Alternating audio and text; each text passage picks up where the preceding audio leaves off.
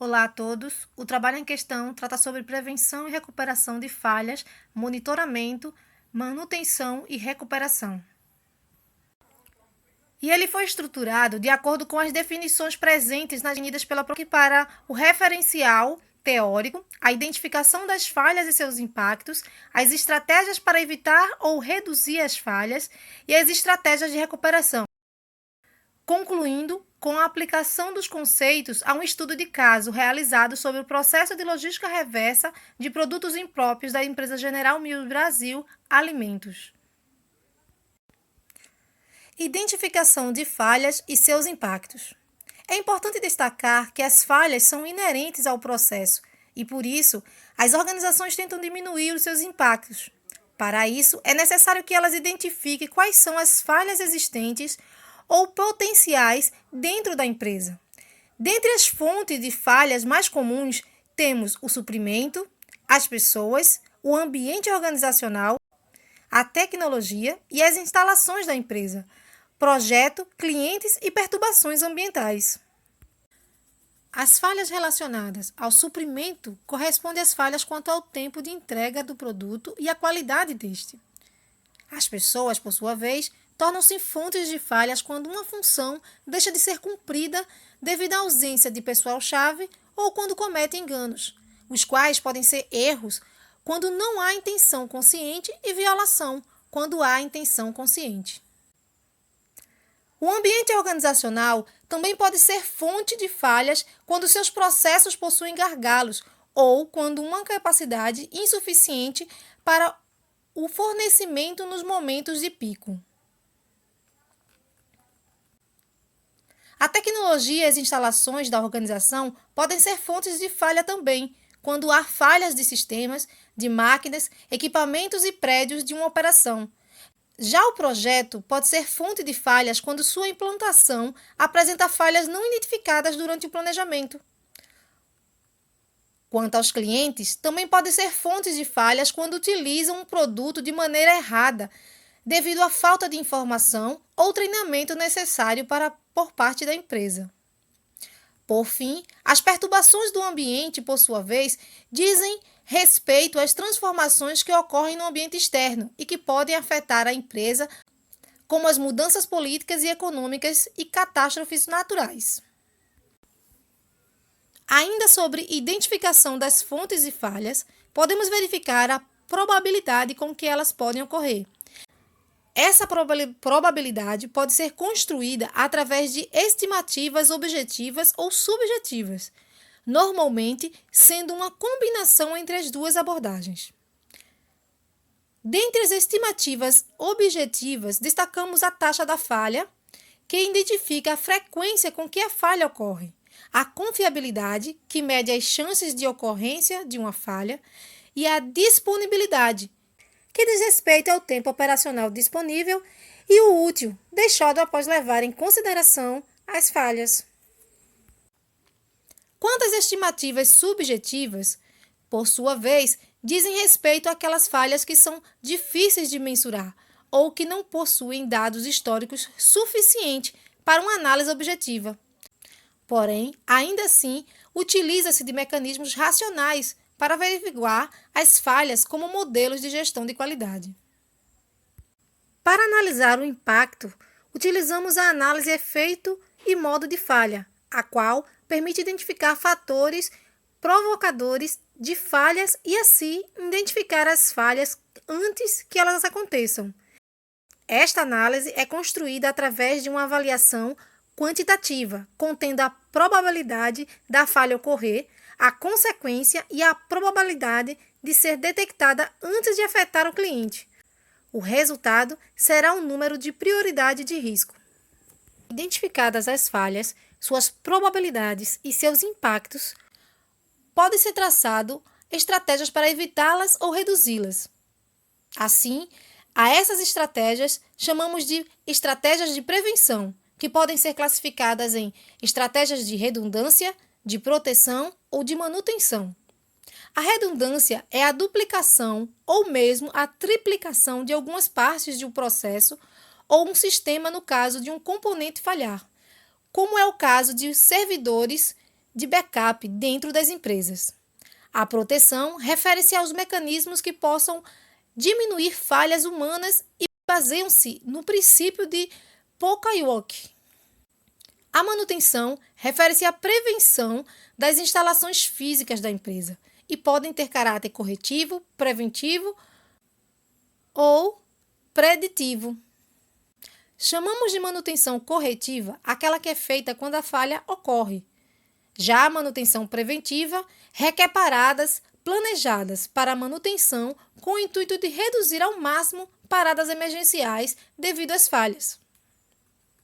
Já a manutenção preditiva, por sua vez, ocorre de acordo com a realidade estrutural das instalações, baseando-se na vida útil dos seus componentes.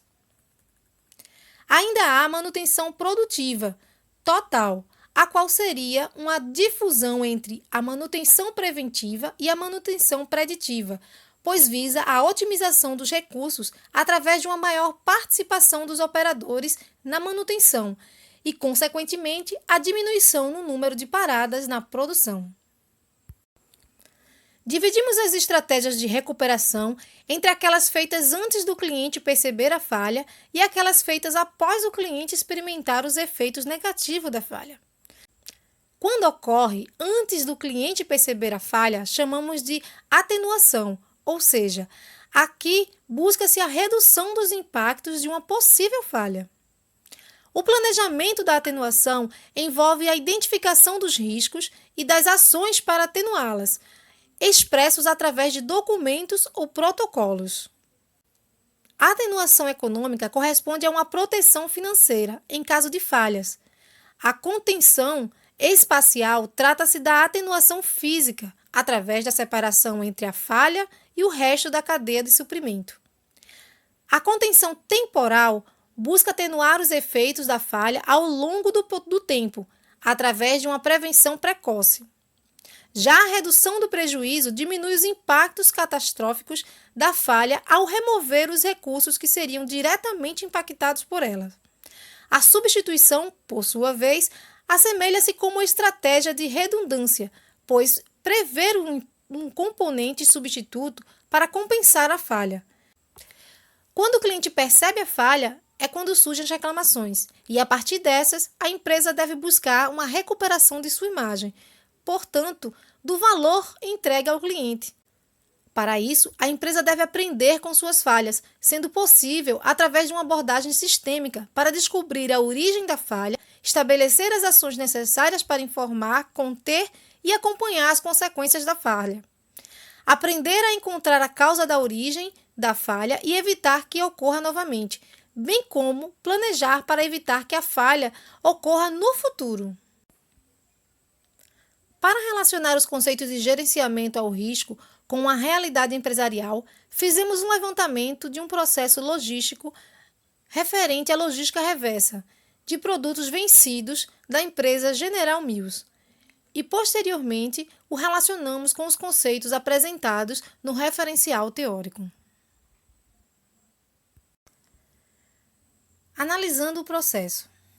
O processo de logística reversa de produtos impróprios apresentado pela empresa General Mills, prevê a coleta e o descarte dos produtos vencidos no cliente, através de uma política de troca por descontos em compras futuras. Ele possui alguns critérios quanto ao cliente, ao valor, à coleta e à comunicação. O fluxo esperado para este processo consiste na identificação pelos clientes dos produtos impróprios presentes em seu estoque, comunicação do cliente com o representante de vendas para solicitar a coleta, geração de uma ordem de ocorrência transmitida ao call center da empresa, transmissão da ordem de ocorrência para o motorista, coleta do material impróprio, assim com a coleta da nota de devolução e a entrega da nota fiscal ao GRC e, posteriormente, o descarte do produto coletado. Os resultados que podemos obter foi que identificamos que o processo não possui critérios bem definidos entre todos os envolvidos, provocando a existência de 6 ocorrências distintas para o processo e, consequentemente, a criação de gargalos. Diante do que foi exposto, analisamos os riscos envolvidos e damos as principais fontes de falhas presentes no processo, que é o próprio processo, a tecnologia e os clientes. Os gargalos no processo acabam gerando retrabalho e atrasos. A tecnologia existente não permite a identificação prévia das notas fiscais que são canceladas pelos clientes após as 24 horas, gerando divergência de informação perante o Cefaz e, consequentemente, tornando a empresa suscetível à malha fina. Os clientes também são fontes de falhas, pois não informam à empresa as notas que foram canceladas após as 24 horas. Assim, quando realizam descartes indevidos que podem danificar a imagem da empresa. Dentre algumas sugestões para o gerenciamento de riscos desse processo, acreditamos que a taxa de falha poderia ser aplicada para averiguar a frequência com que há divergências entre as notas, assim como a frequência com que cada um das 6 ocorrências do processo acontecem. Outra sugestão seria a utilização de mecanismos Poka-Yoke, com o disparo de e-mail automático ao final de cada mês para todos os clientes, com o intuito de coletar possíveis notas canceladas após as 24 horas. E assim, encerra nosso trabalho. Agradecemos a atenção e até a próxima.